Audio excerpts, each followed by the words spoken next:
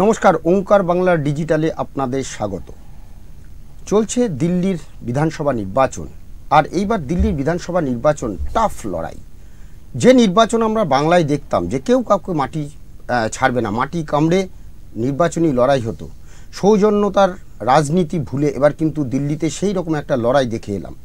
সম্প্রতি দিল্লি নির্বাচনের যে কভার করতে গিয়ে দেখলাম সেখানে সব থেকে বড় ইস্যু, যেমন একদিকে যমুনার দূষিত জল, অন্যদিকে কেজরিওয়াল যে স্বচ্ছতা অর্থাৎ দুর্নীতিমুক্ত ভারত, যে দুর্নীতিমুক্ত ভারতের কথা বলে তিনি ক্ষমতায় এসেছিলেন গত 10 বছর ধরে, ঝাড়ু দিয়ে, যার প্রতীক ঝাড়ু দিয়ে দুর্নীতিমুক্ত করবেন এই ভারতকে, কিন্তু সেই কেজরিওয়ালের বিরুদ্ধেই উঠেছে অভিযোগ এবং তার জেলযাত্রা আবগারি দুর্নীতি ইস্যুতে। সেই সঙ্গে রয়েছে যে সম্প্রতি যে মাস 6 আগে লোকসভা নির্বাচন, সেই লোকসভা নির্বাচনে যেমন আপ, কংগ্রেস, INDI জোট একসঙ্গে নির্বাচনে প্রতিদ্বন্দ্বিতা করেছিল, সেই আপ এবং কংগ্রেস এবার কিন্তু আলাদা আলাদাভাবে প্রতিদ্বন্দ্বিতা করছে দিল্লির বিধানসভা নির্বাচনে।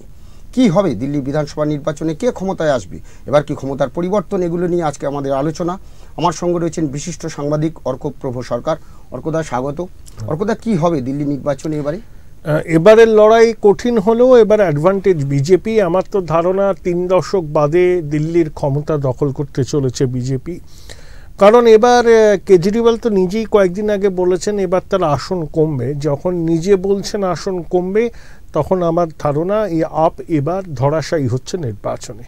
2015 সালে আপ 70টি কেন্দ্রের মধ্যে পেয়েছিল 67টি, বিজেপি 3টে। 2020 সালে ফলাফলের খুব একটা পরিবর্তন হয়নি, আপ জিতেছিল 62টি আসনে, বিজেপি জিতেছিল 8টি আসনে, কংগ্রেস 1টি আসনও পায়নি। তো এবারের পরিস্থিতি সম্পূর্ণ অন্য।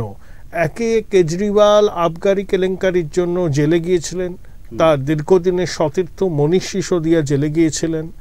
কয়েকদিন আগে আপের 8 জন প্রাক্তন বিধায়ক তারা টিকিট পাননি, বিজেপিতে যোগদান করলেন।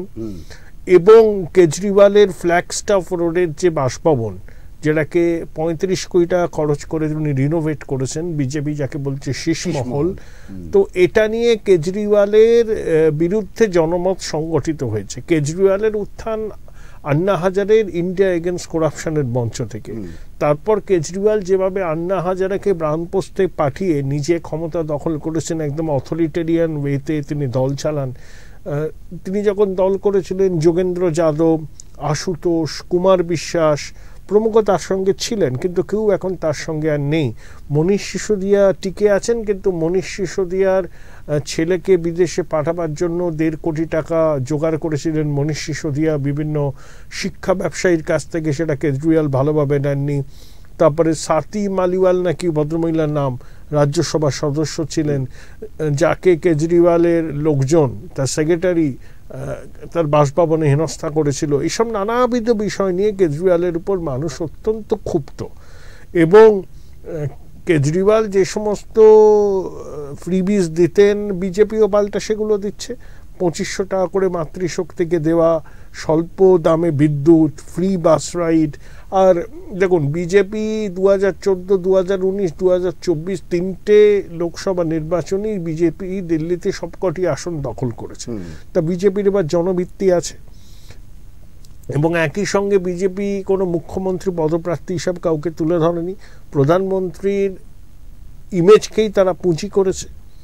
এবং যেভাবে প্রধানমন্ত্রী ভোটের দিন বলেছেন পেহলে মতদান বাদ মে জলপান, মহাকুম্ভে গিয়ে পুণ্যস্নান করেছেন, পরনে গেরুয়া জ্যাকেট, ব্লু ট্র্যাকস্যুট এবং হাতে রুদ্রাক্ষের মালা, এটা অবশ্যই হিন্দু ভোটারদের প্রভাবিত করবে। ওখানে হিন্দু কনসলিডেশন ইতিমধ্যেই আছে।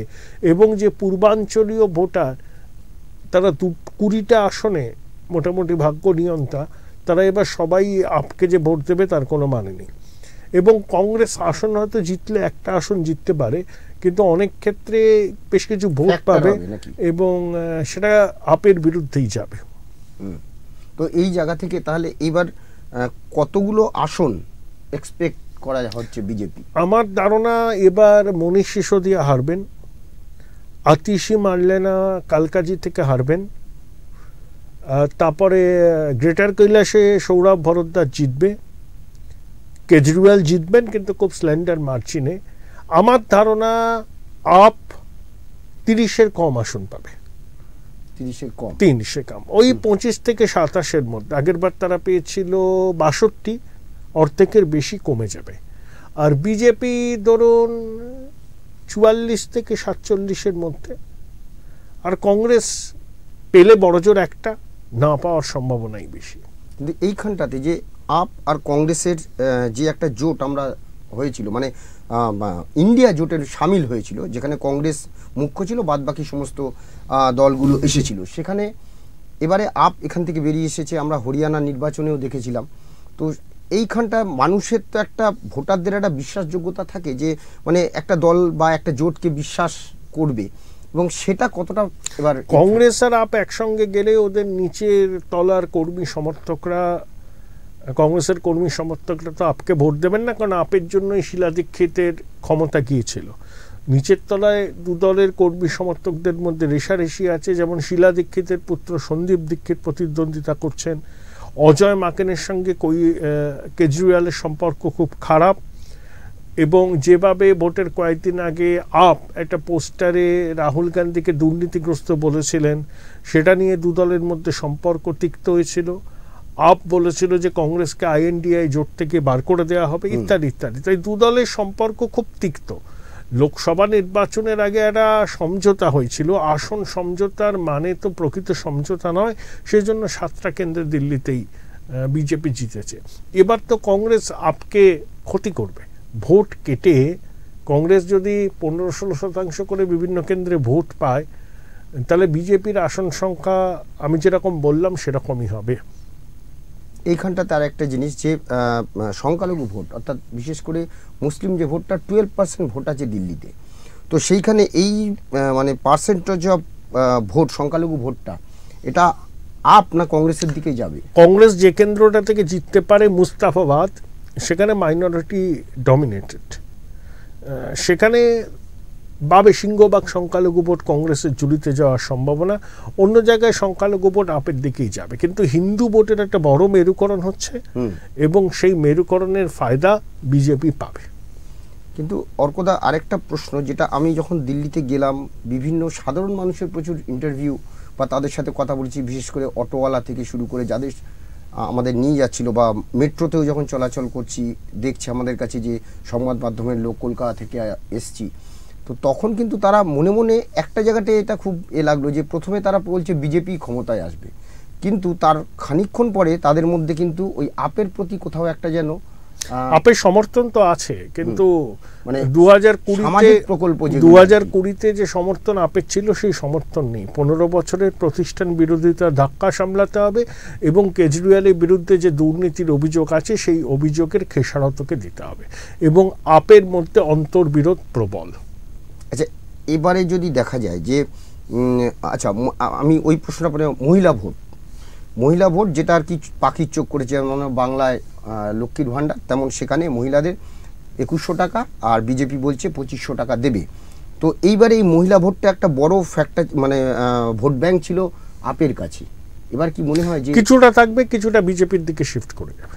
আচ্ছা, এবারে হচ্ছে যে আরেকটা প্রশ্ন, যমুনার জল, এটা একটা বড় ইস্যু। যে ও তো আপ বলেছিল হরিয়ানা বিজেপি সরকার বিষ মেশাচ্ছে, এই সমস্ত ফালতু কথা লোকে খুব একটা গুরুত্ব দেবে না, এবং আপ সরকার যে দুর্নীতিগ্রস্ত এটা কিন্তু দিল্লির মানুষ বুঝে গেছেন, এবং কেজরিওয়াল নিজে যে সিজারের পত্নীর মতো সব সন্দেহের ঊর্ধ্বে নয়, এটাও মানুষ বুঝেছেন। এবং আমার ধারণা তাই কেজরিওয়ালের আসন সংখ্যা অনেক কমে যাবে। ওই বললাম তো, আমার ধারণা বিলো 30 হবে কেজরিওয়াল, 25 থেকে 27-এর মধ্যে।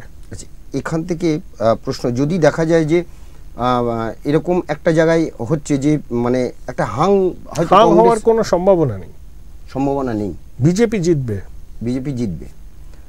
তাহলে এখন দেখার যে আগামী 8ই ফেব্রুয়ারি এই নির্বাচনের ফলাফল ঘোষিত হবে, এবং এই যে একটা ছিল ডবল ইঞ্জিন সরকার একদিকে, অন্যদিকে হচ্ছে যে প্রধানমন্ত্রী নরেন্দ্র মোদী একটা জায়গাতে সবসময় ধাক্কা খেতেন যে কেন্দ্রে তারা সরকার, অথচ কেন্দ্রের যেখানে রাজধানী, যেখান থেকে সরকার পরিচালিত হচ্ছে, সেইখানে তারা ক্ষমতায় নেই।